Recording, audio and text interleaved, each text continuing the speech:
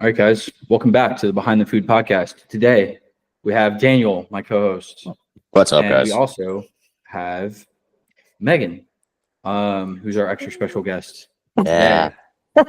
She actually hit me up after I did my episode in the very beginning with Daniel, and she was like, "Why'd you do a NoBaked episode without me?" And I responded, because our kids are crazy. And so, like, one of us has to watch them. One of us has to do this. Now our kids are back in school. Now we can record an episode. Yep. Yay. And everyone can watch me make my French press coffee. I do this every morning out of my pink French press. Incredible. Like It's on brand. Yeah, you've been highly requested, Megan. Every time we post an episode. I also it's wanted like to use this episode to immediately. do something really cool. Daniel and me and Megan are all going to be starting a new little side business. It's mostly free. You can pay for it if you want. Where we tell people how we got started. It's going to be called Behind the Food University. And I think it's really cool. I think if you guys are interested in learning more, you should follow Daniel on Threads or me or Megan on LinkedIn or Daniel on LinkedIn. Megan, I don't know if you're on Threads anymore. I stopped getting on it because it's so toxic. And there's only so many responses from like faceless people that I can tolerate. So I'm not on it at the moment, but you could still follow me for the inevitable time when I get back on it. Yeah. It's good. It's good for a rant. Yeah. But then you get responses from random people who are so angry at you, and you're like, okay, chill. Right. You know? Why you hate me, bro? Like, calm down. I'm having a technical difficulty with my my hearing and my audio. Gotcha. Well, the good news is you sound and look fine, so we got 2/3 of the way there. Cool. Wow, I can hear myself on your. Not anymore. You're good now. Okay. Not anymore. Wow, it's weird. Oh, Your audio's delayed. Never had this problem before. This is a new one. because we're in the same room. Well, you have on headphones too. Why does it matter? I don't know. It should be noise canceling. Oh, it's I fine think now. Caught up. Yeah, now we're good. Okay. Maybe I just have to stay quiet. That's gonna be really hard for me. I'm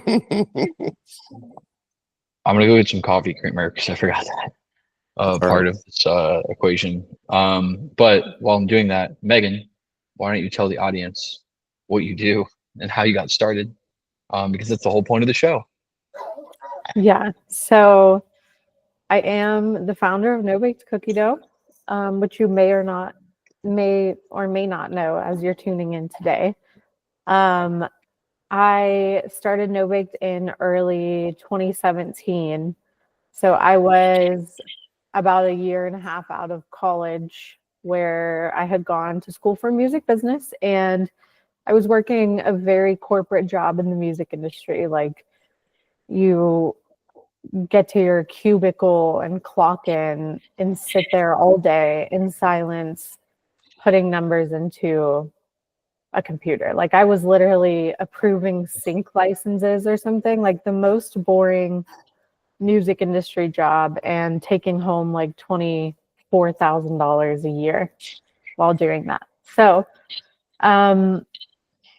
I decided that that was not the right path for me. I hated it. I felt like I lost control over my time, how much money I was making, everything.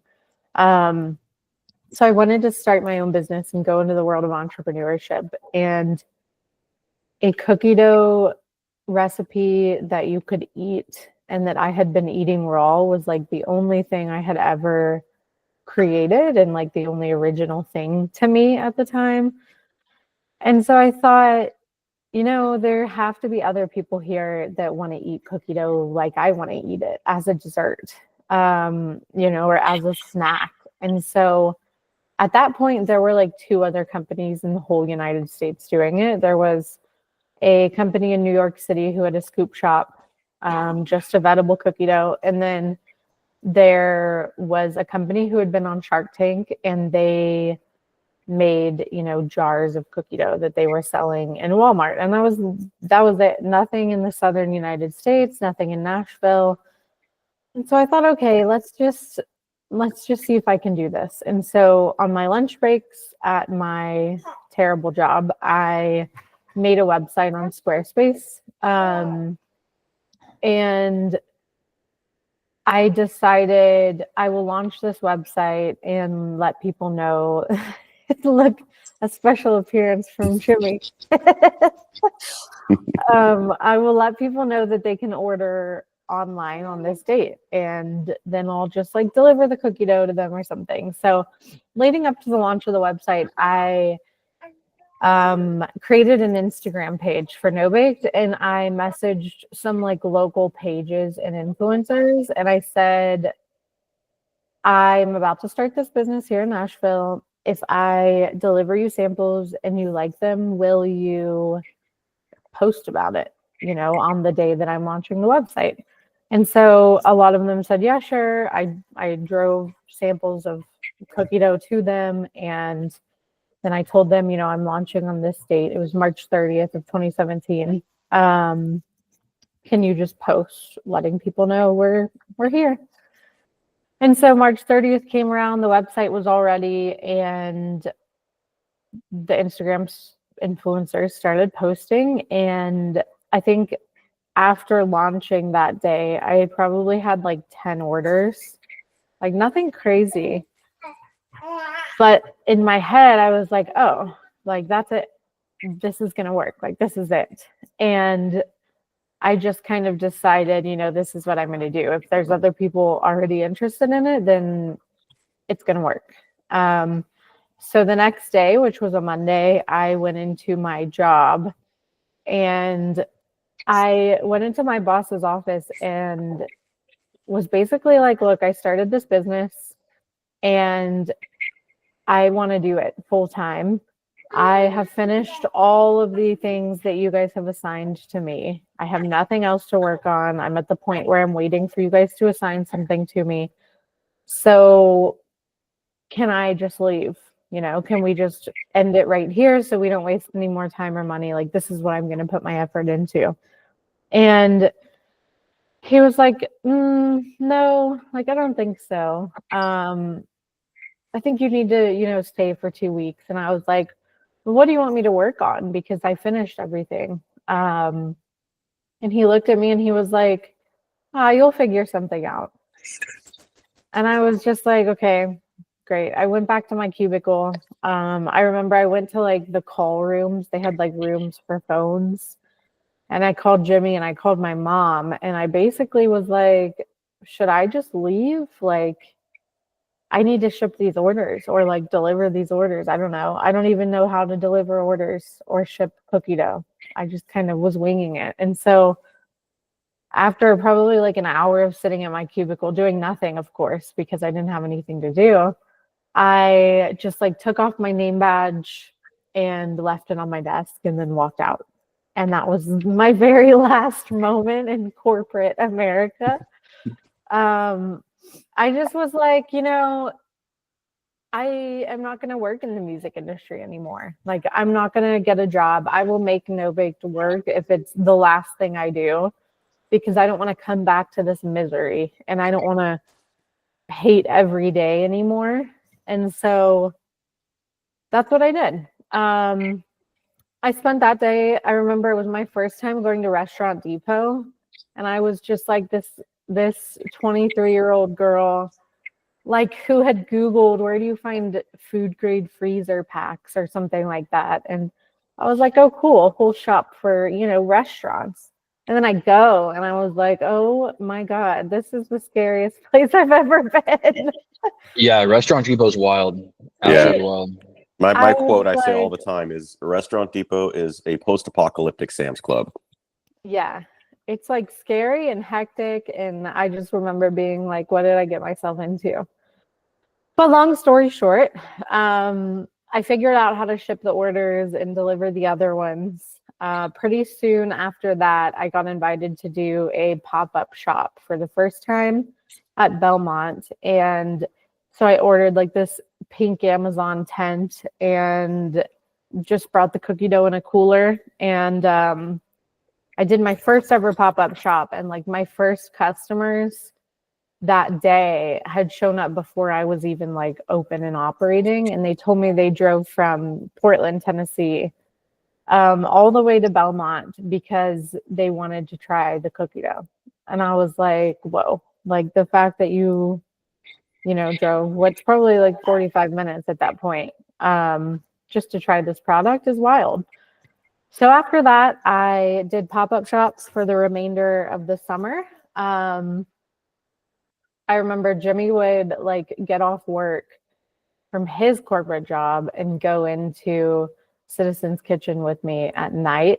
And it was just like this crazy time of like filling our days with NoBaked stuff and Jimmy still working and me trying to make sure I had pop-ups lined up all the time. And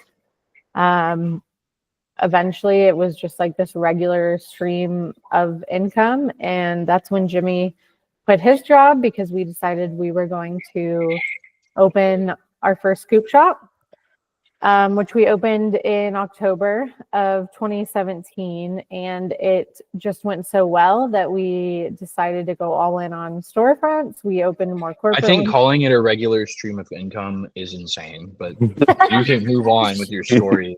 I was going to interrupt you earlier at a normal time, but Autumn had other plans. Yeah, there's a baby next to Jimmy, currently not happy. And so after our storefront did really well, we decided to franchise. We opened more of our own corporate storefront. That was also early. That was early and unplanned, and we should have planned better. Yeah, planning was not really our strength at the time.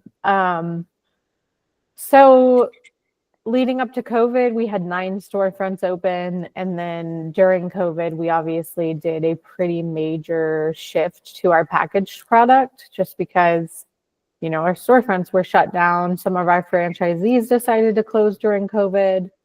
And it was kind of the perfect opportunity to figure out what our packaged product was going to be. And so we made our jar of cookie dough as you see it today. And we hit really hard on e-com, but then also started getting into grocery stores. So for the past couple of years, we've been heavily focused on getting into grocery stores and, just operating our storefront, which is in downtown Nashville. And then now we are focusing on franchising again as well. So it's kind of my story and NoBaked story and where we're at. So I have a few questions about those early days that I want to ask. When you did your first pop-up there at Belmont, how many flavors did you have at that point? 3. So okay, what were those? We launched with like our original 3, which I still call like our main 3 flavors. I did switch them a little since then, but at the time it was chocolate chip, confetti sugar, and double chocolate chip, which is now our brownie batter. Interesting. I thought that cookies and cream was going to be like in the top 3 right out the gate, but that was actually a later addition. It was a later addition. We added cookies and cream when the storefront opened, and then it took brownie batter's place as the 3rd most popular flavor and has been sitting there ever since. But it wasn't an original one, though. Amazing. I also think that one of the things I like about the beginning of your story is you had a bias towards action. And I tell entrepreneurs this all the time. One of the big mistakes I made was I overplanned in the beginning.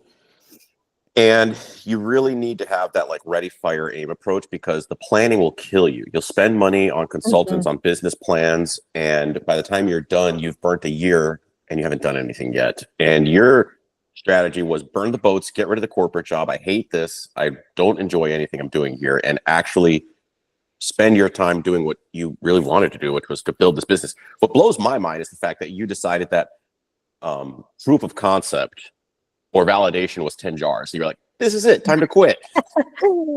I know. Yeah. When it comes to planning, I think the sweet spot is somewhere in the middle of what I did and what you did. So I planned nothing. I didn't even write the concept down. There was no business plan no structure, nothing. It just wasn't how I operated. And so I kind of went into it just winging everything that came at me. But if you do what you did, a lot of times it results in you never actually getting started. And I have this conversation a lot with the students at Belmont because I'm an entrepreneur in residence there. And they're always like, well, it's either one of two things. Like, well, I've planned all this out, but the more I look at it, the more I'm like, I'm not sure if this is going to work this way. Like, they're overthinking and overthinking. And I'm like, you just have to do it. Just try to sell the product, see what happens. Everything's going to change no matter how much you plan, because your customers will shape where you go as a business. Or it's the other side where they're like, yeah, I don't have anything planned. Like, I don't know how much this will cost. Here's an idea. And I think the sweet spot is definitely in the middle. You cannot overthink it because, to be honest, you're never going to be ready to launch a business. It's just, I don't think mentally possible. You just have to go and do it and don't talk yourself out of it.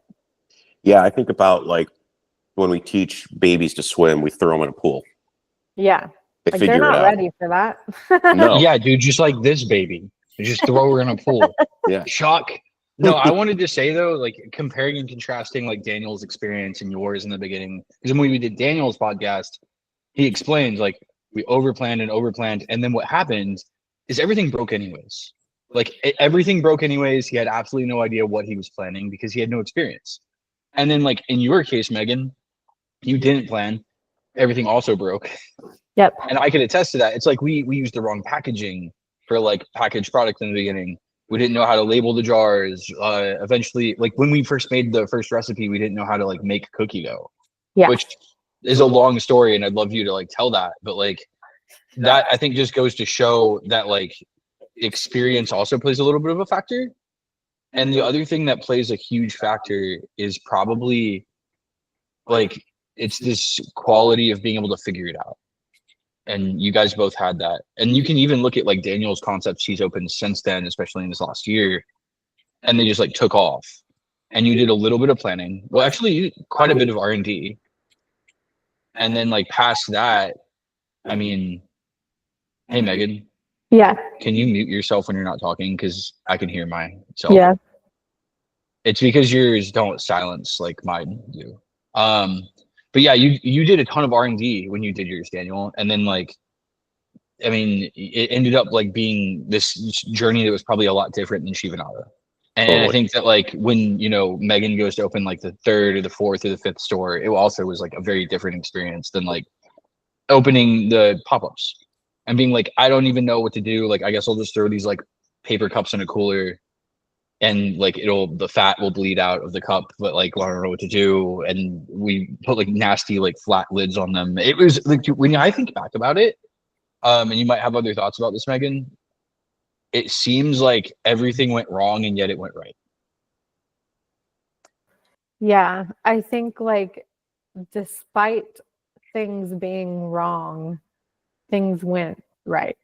Like, looking back, obviously we know what we didn't know when it comes to packaging and like what he's talking about. Like, we didn't know how to make cookie dough. We didn't know that commercial recipes needed to be like weight. So we were literally, I'm not exaggerating, measuring like cups of flour. Like, we were doing volume measurements for I think we were using a 60-quart mixer.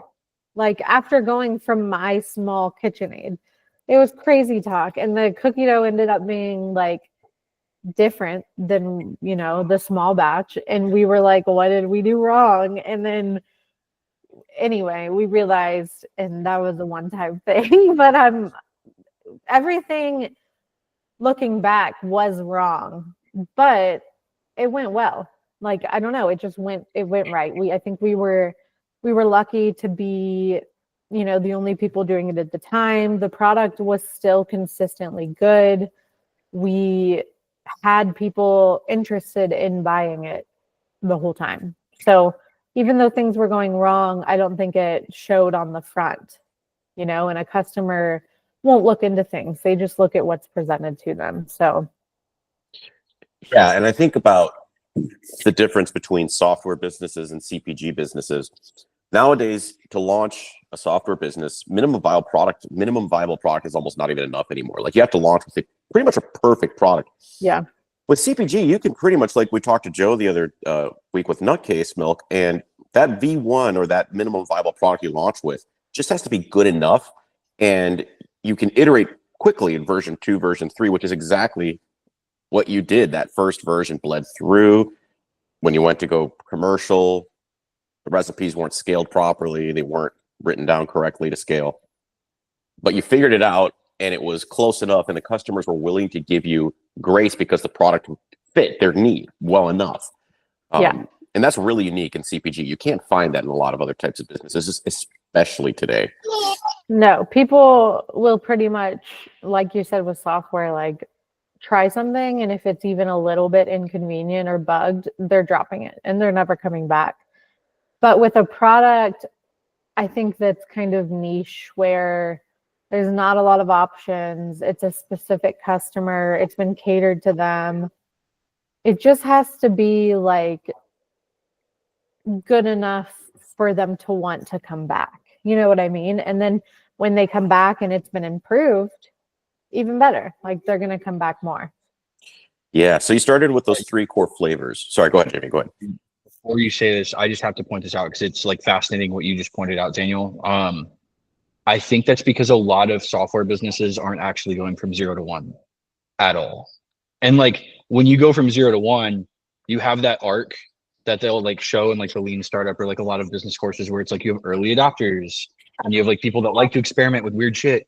And then you have like then you have the early people after that. It's like Tesla, like a Model S was not, or Roadster even, like before that was a shitty car. Nobody wanted that, but people did want that car. Techie people did. And it was overly expensive. It broke all the time. It wasn't necessarily the greatest car to have, but like people still wanted to have it who were like early adopters. And then eventually it drove mass market.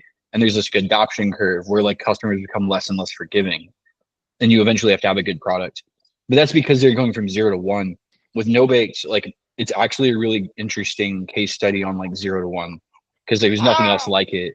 So a customer, of course, is going to buy it out of a paper cup from a cooler because they're like, I can't buy a full cookie dough anywhere else. I'll buy it from these people because it's literally just 0 to 1. Like you created something that no longer, it didn't exist before. Nowadays, like, so, and I think software entrepreneurs need to hear this. And I think a lot of entrepreneurs need to hear this. If your product's not actually 0 to 1, no, your MVP will trash immediately. Like it'll crash and burn because it's like, what kind of person wants an MVP of something that already exists at full scale, like perfection? It's like if I came out and said like, yeah, I'm gonna make an MVP of Nutella. It's like, bro, I'm sorry, but Nutella's there. And for you to make an MVP of it is ridiculous. And even when people try like the healthy versions, it's like, dude, you gotta nail it from day one. There's no forgiveness. And that's because it's not 0 to 1. It's innovation, sure, but it's not the iPhone. It's not like the Tesla Roadster. It's not something that like comes out and bites you. And your point about products is right too, Megan. Like software is a lot harder because the world's becoming more and more like ubiquitous with that. But like with a product, any kind of product, I don't care what it is, it could be like a clock, it could be cookie dough, it could be an empanada. But like if it's a product, like you have the chance to be 0 to 1 and for your customers to be interested. Like you'll have early adopters who are like, I've always wanted this. There might only be like 10,000 of them, but those are 10,000 people that want your thing.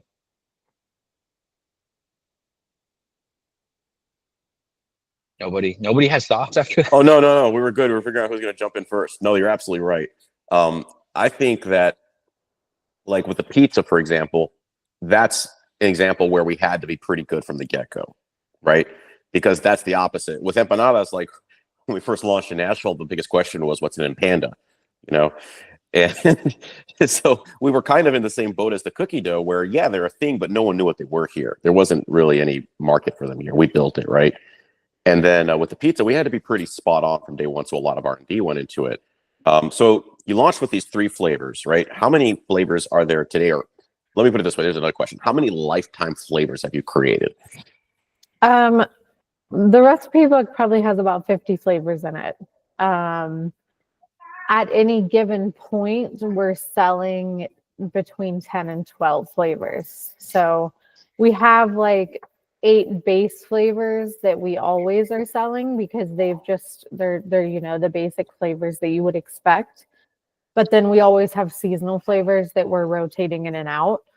And yeah, I mean, I've spent a lot of time making new flavors, so we do have, that recipe book full of flavors ready to go. Nice. Out of the seasonal flavors, what's your favorite? Oh my God, that's so hard. I think it's tied. So strawberry cheesecake is one. And strawberry cheesecake, to be honest, is our most popular seasonal flavor. And one that I didn't want to make, by the way. I was like so anti fruit flavors because I was like, cookie dough just seems like rich and indulgent. And I feel like mixing fruit in just seems weird. But then I made the strawberry cheesecake recipe and everybody was obsessed with it. And like the dough is flavored like cheesecake and then there's strawberry glaze mixed in. So it's a really great experience when you're eating it. It's just an interesting flavor. So that's one of my favorites. And then pumpkin chocolate chip is my other favorite because I just love pumpkin stuff. And it's always like exciting when we're releasing the pumpkin flavors. Totally. Yeah. I feel like the PSL, launch of Starbucks kind of coincides with the beginning of pumpkin cookie dough season. Yeah. Yeah. Love that. It's fun. Yeah.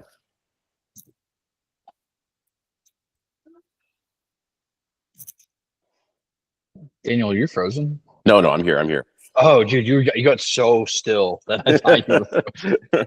No, I was deep in thought. So Megan, I guess like moving on from that, like one question I have for you that I've never actually asked you is like, at what point, like during your journey doing this, have you felt like you had decision fatigue? Because I feel like that's a thing that comes up with a lot of entrepreneurs that you guys mentioned in the beginning. Like someone over plans and they're like, dude, I can't, like, I just can't get myself into action now. Like, were there like moments that happened and then like, what did you do to like get past it? I think that happened to me a lot, honestly, throughout the journey. And specifically, I think it always happens when we're like trying to do something new that we haven't done before. You know what I mean? So like whether it was when we were shifting into e-com and our packaging was wrong, like we ordered the wrong packaging and we had thousands of tubs and I had to decide like, how are we still going to ship these? Because we can't just throw them away and what are we going to do? Or when it was getting into CPG and everything's a new decision, it's like, do I try to go into this distributor? Do I try to go into this retailer? Do I stay in this situation even though I'm losing money? Do I manufacture in-house? Do I move back to a co-man after a terrible experience? I think I get decision fatigue a lot, actually, and I still get it now, present day. I usually, just to be completely honest, don't get past it until I'm forced to make a decision or make a move. And I don't know why it takes me getting to that point to be able to like clearly think, but I just like am only good at making decisions under pressure. Like that's when I'm good at saying like, okay, here's what we're going to do. Like I'm calling the shot. We're doing this. That's it.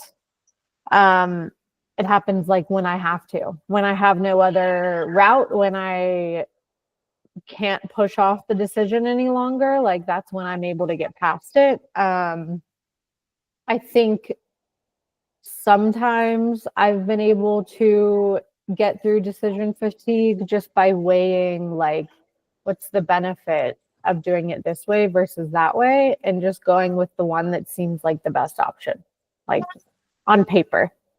Yeah. But it's not something I've mastered. Like I still experience it, and I don't have the best tools to get through it. I just eventually push myself when I have to. I had a question about your early days, right? So a lot of entrepreneurs, when they do that, quit the corporate job, peace out, they're extremely nervous. They're terrified. They don't know where the next paycheck is coming. And I think that's because their risk tolerance is super low at that point, right? Mhm. And with that super low risk tolerance, it becomes like a muscle, right? The more Yeah. you go through your entrepreneurial journey, your risk tolerance grows and grows. You had a pretty high risk tolerance right out the gate, which is not very common. Most people, that's a muscle they develop as they go through their entrepreneurial journey. Why do you think yours was so high right out the gate? Like you were eager to get out there and just quit the job. That comes from her mother. Okay. There's a lot of reasons actually. So initially, like my first thought is the fact that my parents are small business owners. So I grew up in a house where it was not unusual to discuss a bank account being overdrafted. You know what I mean? Like my parents did not have paychecks coming in every week. There was not like a guarantee. It was always dependent on someone else. Yet at the same time, they were living a pretty nice lifestyle. And so I think I was just conditioned to see like, oh, everything is fine, but the bank accounts are overdrafted sometimes. Payroll is sometimes like, how are we going to do that? Like I just grew up listening to that. And so I automatically was a little more comfortable with that. Besides that, I would credit it to like the fact that I was young. Like I was 23, I was right out of college. I didn't have many responsibilities. Like I had a car payment, but I didn't have a mortgage or kids or, X, Y, or Z that I felt like I really needed to be paying. I also Jimmy and I were living together at the time, and Jimmy was still employed full time. So it's like, if for some reason I couldn't make up my very small salary, like I said, it was only like $24,000 a year, then there were still backups, like Jimmy was still there, or we could figure something else out. Like I just never had that anxiety of like, oh no, I have to pay a bill in 2 weeks. Where's the money going to come from? I think mostly because of my upbringing. Like I had spent so many years listening to that and just kind of thought it was normal if you're in business, which now like I do actually think it's normal because it's been over 8 years and those conversations still happen for us. So yeah, I kind of credit it to that. Like I just had a different example set than a lot of people who are going into entrepreneurship do. I don't think a lot of people have that like transparency from their parents anyway. Like if your parents are small business owners, I doubt they're talking about how they're going to pay bills in front of their parent or in front of their kids. Like I just had a very transparent example set for me. And even today I see it play out. Like, we have a group text where we talk about this all the time. Like our bank accounts are empty a good portion of the time, but I'm never like, oh no, like I am just not freaking out about that. I freak out about plenty other things in life, but for some reason, when it comes to that, I'm just like, yeah, but the money always comes, like it always appears. Bullshit. Being out of your mind is what you are. Jimmy's I thought kind I of was the a opposite. degenerate. I thought I was a degenerate, and then I started meeting you people, and I was like, nope, I'm not. Apparently, I can become more conservative every year, financially. Everyone, financially, I'm flamingly liberal socially, more and more every year, surprisingly. But yeah, like it's like, dude, you guys are nuts for that. But like Daniel, I mean, you go through it all the time too. It's like these weird moments where like there's like memes where it's like I had 70 grand on like Monday, and then I had like negative 20 on like Tuesday, and then by Friday I had $10,000 again, and everything's fine. And it's like, this is not making any sense, but at the same time, like it does. And I think that's just kind of the nature of like a bootstrap business. If you're not at scale, like you said, Megan, like it's kind of normal to an extent, to a point. I think it's normal until like you make enough money or like revenue per employee for it no longer to be justifiable. Which, like, I think if these days you look at like revenue per employee at like companies where people are making a lot of money, like that really means like your small business, if you have like, I don't know, 10 employees, like, are you really doing 10 million? And if you're not, then like, I don't know, like, and it's 10 full-time employees. Like, so like, obviously not part-time like us. Like, I think NoBaked has like 5 full-time equivalent. So it's like, yeah, no, we're not going to be like balling out of control unless you're making more than $5 million a year with the same employee base that we have today. And it's like, that's kind of hard to like visualize, I think, for a lot of people, where it's like, no, you can't make, and then you have like the graph, which I posted, well, maybe it hasn't posted yet. It will post by the time this airs, of like, it is now like 200 grand a year to raise a family of 4, like comfortably. And it's a single, I think the single number was 100 grand. Like single person needs 100K. That's a lot of money. The average American apparently makes like 62.5 or 65 as of like a survey that came out last week. So that also is like, that's part of the problem. Like, you have to pay yourself, and you are your biggest expense at a certain point. Absolutely. And I think when people ask me, personally about entrepreneurship, I realize that there's so much you can't teach them, right? You have that massive advantage of seeing it modeled for you growing up. And, some people would say, oh, my parents, argue about finances in front of me. That could actually be a strength, because you look at, in hindsight, that really kind of prepared you to, the minute you saw dissatisfaction in your corporate job, instead of like golden handcuffing your way into this, 6 figures, steady benefits, the things that make it impossible to leave at some point. Before you got anywhere close to that, you were like, I'm out, and you bounced. Right. I mean, I think when I first started NoBaked, I kind of looked at my parents' business as like what not to do, because in my head I was like, I definitely don't want my journey to be like that, like I don't want to be spending all my money on my personal life and then the business just seeming to be like floating. And that's kind of what I had in my head, like, oh, they have to be doing something very wrong for this to be the case. And they were definitely not doing everything right. Like, there were some decisions made where I wouldn't make those decisions, but the overall, like, sometimes you're not going to be able to make payroll, and you have to be creative, or you have to be a little bit late on a bill, and that's okay. Like, those lessons that I learned, I think were extremely valuable. And like, I have some friends who have gotten into entrepreneurship in the past couple of years, and I had talked to them about how, like, oh, sometimes we'll just not pay a bill until, it's overdue, or until the company's following up with us about it.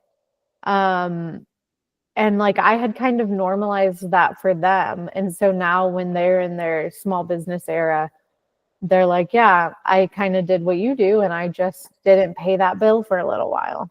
And I'm like, see, those are things you're not going to be taught in a classroom or in a workshop. You see from example, and that kind of normalizes it and makes it okay. And sometimes that's how you get by. So I am glad I had that example, if nothing else, for like normalizing the struggle and like being able to make non-traditional decisions, like decisions that people aren't going to tell you to make. Like, nobody's going to be like, yeah, just don't pay your bills. But sometimes that's what you do. You just don't pay your bills. Yeah, I love that, because that's something that Daniel relates to the last few months. And then you do pay your bills, though, because like that's how you create cash flow. Yeah, you can't not pay them forever, but you can delay them to a degree until the cash comes in, and that's like how you manage cash flow sometimes. And you know what? Your vendors are going to be okay if you're 10 days late on a bill. They'll survive. Yeah, I always am like, okay, who's the largest company that we owe money to? Because I know they'll be fine. You know what I mean? And it's like, it seems insane to say that out loud, but sometimes it's just what you have to do. Those yeah. large companies do that to small companies all the time, though. Like I that, know. that's apparently like prolific in like the auto industry. Like the auto manufacturers, like the really big ones here in the US, like they stiff the suppliers who they know. Like, well, they don't stiff them, but like they'll be like, hey, we pay you on 90 days, even when it was like net 30, because they're their only customer. Like if you're making like heated seats for cars, who buys heated Yeah, seats for cars? you have no choice. Well, that's kind of what it's like in the CPG industry with distributors. Yeah, if you sell food to natural stores, who buys food for natural stores?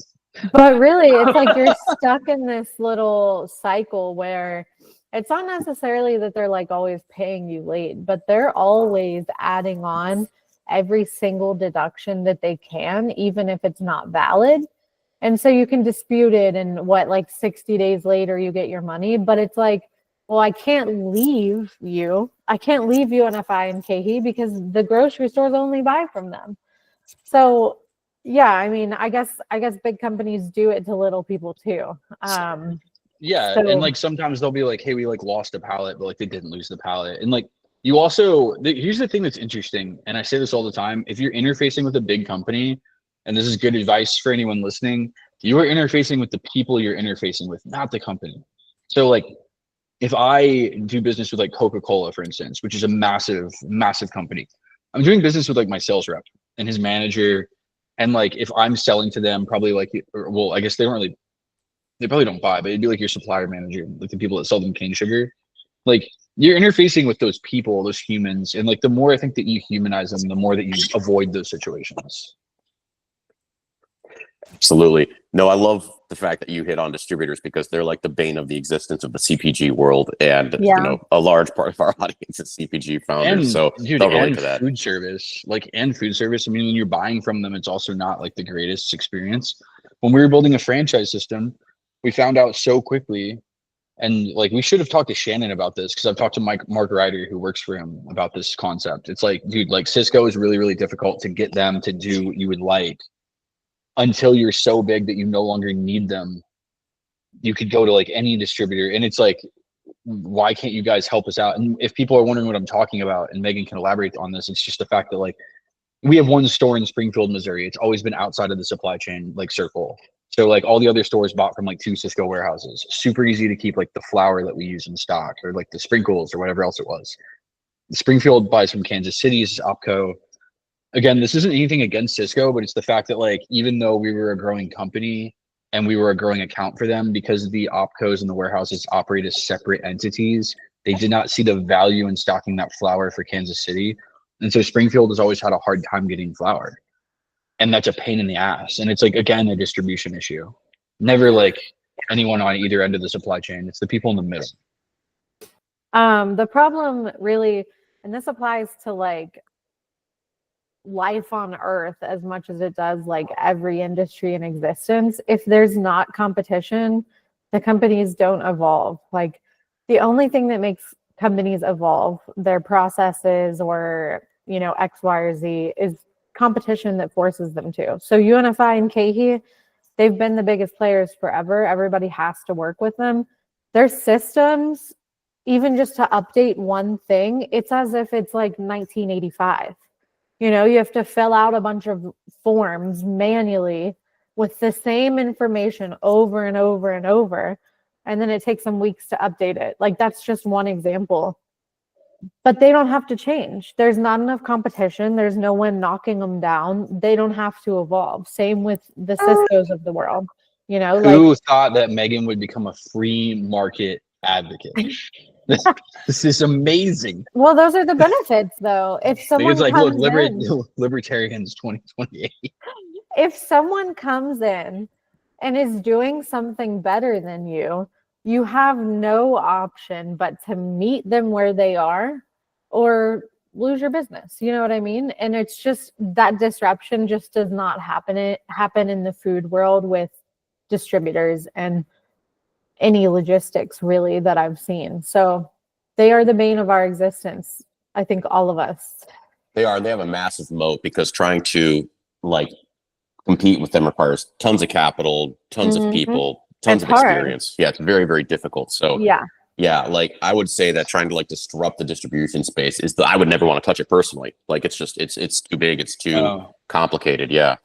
Yeah. Well, they have a customer vote too. Like if you were to open a distributor today, and I have a friend that actually I met on LinkedIn that was pitching me this idea of like an asset like distributor, and he wants to build it, and I think that he'll be successful, I hope, in a small way, but like to do it in a big way, it's like you have to somehow like convince Whole Foods, like Amazon, to switch from UNFI.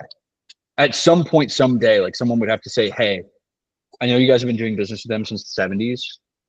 Like, please switch. Yeah, like, and then it's kind of like the software thing. You have to be perfect right off the bat, or guess what they're going to do? Drop you. Yeah, switching costs for Whole Foods are like to the moon. Like if they were to switch and something went wrong, the person at Whole Foods that made that switch is losing their job. Like tomorrow, their boss's boss is losing their job. Everyone's losing their job. Like that's not a thing that people do in corporate America. So it's very, very difficult to break that. I will say it's been done in some industries, like SpaceX. Elon Musk. Yeah, that's where I was going. Like SpaceX as an example. But it's hard to find like that person and that ability to put everything into it to really disrupt it. And they had to go like 0 to 1, like 10x better. Like I would ask anyone who's interested in disrupting like that industry today, I would say to them, how are you gonna be 10 times better? Like Elon explained how SpaceX was 10 times better, and it was 10 times cheaper. It's all we are. We're just 10 times cheaper. And it's the way we're gonna get there is like the rockets are gonna go multiple times. So we use the same rocket over and over again, the cost comes down. And they actually today, I believe, are 25 times cheaper than the original launch cost in 2003. So it's like, yeah, they achieved the mission and therefore they win. But like, if you were to say to someone, like, how do you become 10x better at distribution? It's like, there's cost, there's speed, there's the inefficiencies that Megan's referring to. Those are pretty easy to tackle. And then you have to add them up and like multiply them. You need like, I'm like 2x better at this and 5x better at this, therefore I'm 10 times better. Like, that's just really hard. Like you're gonna be like 3 times cheaper, like 3 times faster. Yeah, and I don't know that those things can even happen, you know, because speed and like price are not necessarily the problems with distributors. It's like everything else. So what would motivate a retailer to switch? Like maybe not any of those things. I think like just a better supply chain system in general.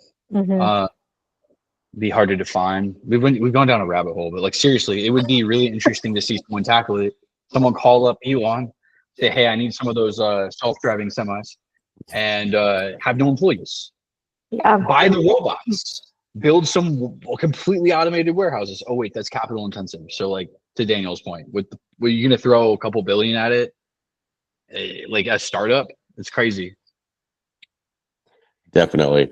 So obviously, I'm sure you get this question every podcast you do, but I got to ask it anyway. Being a female entrepreneur, but not just a female entrepreneur, but a female entrepreneur who is a mom of 3 kids, how do you balance those things? I mean, I'm sure you get it asked every time, but I have to ask it. Like, what does that look like for you? Yeah. Well, there's a good illustration of it right now with Jimmy holding the baby. Look at this girl. Look at her. She's a beautiful. Why would you not want to hang out with her? So I think I had an advantage that a lot of women entrepreneurs don't, and that's that my spouse was in the same company with me. We were doing it side by side the whole time, which meant that we split, you know, parenting like that too. But a lot of times for women entrepreneurs, it's like they started their business, their husband is working a corporate job. When the time comes for them to have a kid, they have to step back in some way, even if they're working a corporate job. Like it's typically the woman who's stepping back to, you know, spend the time with the kids or let's say she doesn't get maternity leave, like she's the one that's going to be leaving her job to stay at home with the baby. So for me, I had a little bit of an advantage because me and Jimmy were running the company side by side when we were having kids, so we could split things. I didn't have to step back. I think it's something I'm really passionate about. I'm a firm believer that you can have kids and still work, still have your career, still run your business. You don't have to choose one or the other. It just takes a really big balancing act. Like, one thing I do is I don't really take phone calls. I just don't do it because I have a baby. I'm at home with the baby. She's almost 6 months old, but I don't really want to put her in childcare at this point. However, I'm running NoBaked full time at the same time. So when you're an entrepreneur, you do have that advantage of like flexibility and freedom. I'm not answering to someone else, so me not taking phone calls, it just is what it is. Like, nobody can tell me that I have to take them. But yeah, I look at other women who, you know, might be in a different position than me, and I empathize. And I would love for things to change, like with the system or just with the way people viewed mothers, so that if women did still want to have a business, still want to have a career, not fall behind in those things, they can do that while also wanting to have kids. You know, like the birth rates are dropping. And I look at the situation and I'm like, I'm not surprised. If I was a woman with a high career in the corporate world or a successful business and my spouse was also doing their things, I'd probably think really hard about having a kid right now, because there's no system to help you keep the momentum, to help you be a successful woman. The system just doesn't exist for us. And the expectations have not really changed when it comes to like what it means to be a mom. Like, the expectation's still there that you should be at home breastfeeding your kid. You know what I mean? So I'm pretty passionate about like trying to find ways to make that better. But I think as an entrepreneur, it's a lot easier because you can balance things how you want to balance them, and you have freedom and you have flexibility. So that's what I've been doing the whole time. It's not like the easiest thing, but I started the business before I had kids. So I at least didn't have to balance it in the beginning, which I think would have been 10 times harder. Yeah, I think that's a blocker. But like, to your point, Megan, I mean, I think teamwork is kind of the key. And I think the problem is that like most relationships, this like goes way beyond kids, in my opinion, Daniel. Like, people don't operate as a team, as a couple, and that requires like sacrifice from both parties. And then like also like kind of like a very clear communication about roles. Like, what are we doing? Like, Megan and I think like do a pretty good job of like that, in the sense that it's like even put kids aside. And I think you mean everyone can relate to this, even if I have a roommate. Like, who's going to do the dishes? Who's doing the laundry? What days are we doing those? When are we doing it? Who's going to cook? Are we ordering food instead because it's easier? Are we getting the laundry done by someone else?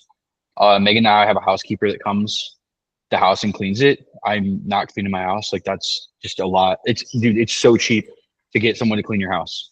I cannot recommend it enough. Like, that Instacart is so cheap to have someone go to the grocery store for you. Like, you just have to be like a lot smarter. And I think the reason this ties into that conversation is like, yeah, having kids is harder than ever. Is more expensive than ever. Our kids' school costs more than my friends' everything. Like, I don't know anyone who pays more money for anything than I pay for the kids' school. Once you add in Autumn, like, it definitely, like, it's more than a mortgage, like way more. Like, and we're talking like a nice house. Right now, it's more than a mortgage. Right now, it's more than my parents' mortgage when I was a senior in high school. And we lived in a nice house. I think that you have to like consider, though, like team effort and like where to like cut time that's like cheap. And that's like important as like a business owner in general. Like, if I was a woman and I wanted to like get started, again, like this might sound like ridiculous because I'm a man, but like just hear me out. Like you should probably read like some books around like time management, and you should probably like have a conversation with your husband, and you should probably like hire an assistant as soon as possible. And that sounds ridiculous because you might not be making a bunch of money or anything, but it's like maybe that assistant's the person you need. Maybe just that housekeeper is the person you need. Maybe the person that watches your kids 4 hours a day and like cleans the house for you. Like what are we doing? Like not trying to engage other people. Back in the day, none of this was a problem because people lived in multi-generational homes and took care of kids together, and their neighbors actually like helped them out. And like Yeah, we they didn't had live a in a village. society. Yeah, we didn't live in a society that was like closed off and walled off. I will say, I think if I was like a single girl who had my business or my career that I was super passionate about and was dating someone, it would be one of the first discussions I had with them. Like, this is not something I'm willing to give up. So when we have kids, what's that going to look like?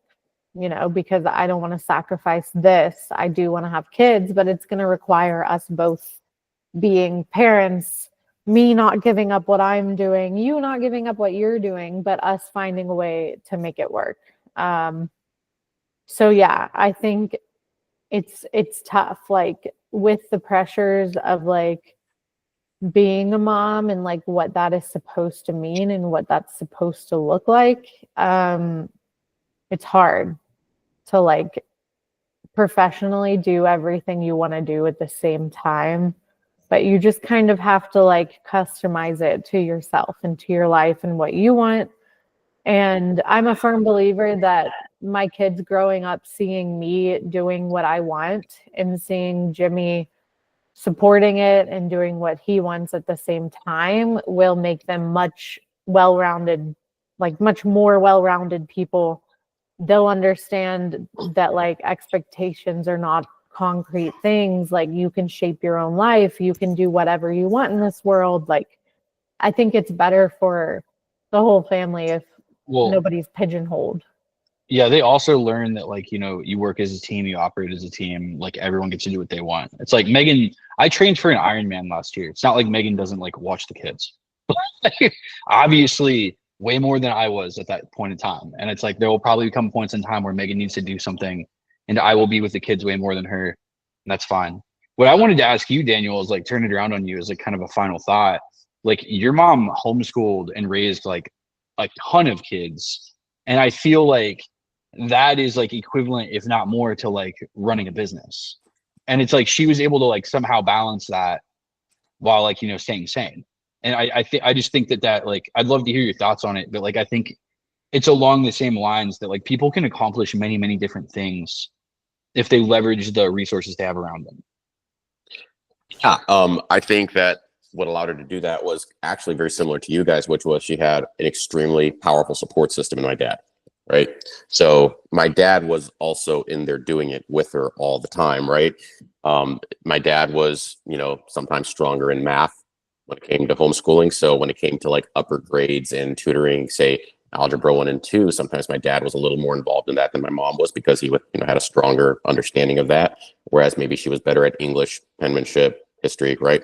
When it came to managing the household at that scale, it really is like running a small business. So we had spreadsheets on the fridge for everything. That was who cooked that day for that meal, whose job was it to do dishes at 9 a.m. You know, so there was a lot of SOPs, you know, if you're really thinking about it, around the house everywhere, right? There were spreadsheets laminated up just telling you what to do all the time. And one of the things I think that it really encouraged actually was a lot of literacy, because as a little kid, you're forced to learn to read really quick. If the way that you gain direction is, hey, that spreadsheet tells me what my tasks are for the day. So I look and I find my name and I go across to the date and the time. Oh, here's my job right now. So the irony was that you kind of learned to read by osmosis. Some of the kids, especially some of the younger ones, like by the time it got time to them to learn how to read, they were already like they were literate already. They learned to read by osmosis. It was pretty incredible. So there was also kind of this network effect where you'd have, say, younger kids, and you know, this kind of goes to Jimmy's idea of the multi-generational household in the sense you kind of had that even in our house. We had like older kids who were, say, learning maybe they were in grade 4 in math. A younger kid was watching them be taught this stuff, and all of a sudden you had a 6-year-old doing 4-digit long division, and they had never been taught it. They just absorbed it because they were watching it, and guess what? They're smart. That's what kids do. So yeah, I would say very similarly to you guys. My parents were a very cohesive team, and they really supported each other well. And that's just that's the way it works. That's the only way it works. Yeah. Yeah. I think that's necessary in the modern day, no matter what. Absolutely. Yeah. I mean, now you have to have a 2-income household unless like something is going really well for you. Yeah. If it is, good for you. Apparently only 4% of people make over 200 grand a year in this country. And that is the number to raise a family comfortably, which means only 4% of people are raising their families comfortably. And I'm sure part of that 4% is single. So, or they're boomers that, they don't have kids anymore. Their kids are gone. Their kids bounced. So like, yeah, I mean, for our generation, it's not surprised that like people at 30 now, in 1960 when it peaked, 55% of people at 30 were married and owned a home. And today it's 10%. Like it's ridiculous, but it's also like, how do you expect the 30-year-old today to buy a house? Like it is really hard. Anyways, that's been a really good conversation, guys. I'm gonna wrap it up. I am gonna end with, if you liked this conversation, again, we're doing Behind the Food University. We're going to be sharing stories like this with other founders. We're going to be doing some free webinars. We're going to be giving out some free ebooks and just helping people get the tools they need to start their business. It's a thing that we've always been passionate about. Like Megan said, she's an entrepreneur in residence at Belmont. She's been doing this with students for years. And Daniel himself has actually helped get like 10 different food truck concepts open in Nashville. So many I don't even know at this point. Yeah, I mean, it's something that we all are really, really passionate about. And I think we want to continue to use this podcast as a platform to share stories of people getting started. If you're someone out there listening to this and you're thinking about quitting your job, like we want to be here to support you. So reach out and follow along for more. Guys, this is a great episode. Thanks, guys. This was fun, guys. See you later. Bye. All right, see you guys. And stop.